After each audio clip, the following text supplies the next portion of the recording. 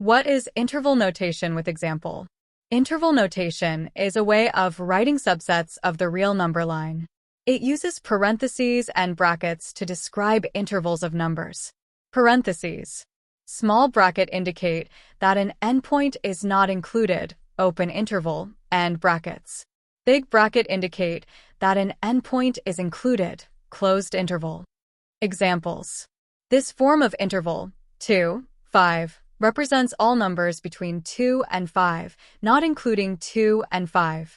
This form of interval, 2, 5, represents all numbers between 2 and 5, including 2 and 5. This form of interval, minus infinity, 3, represents all numbers less than 3.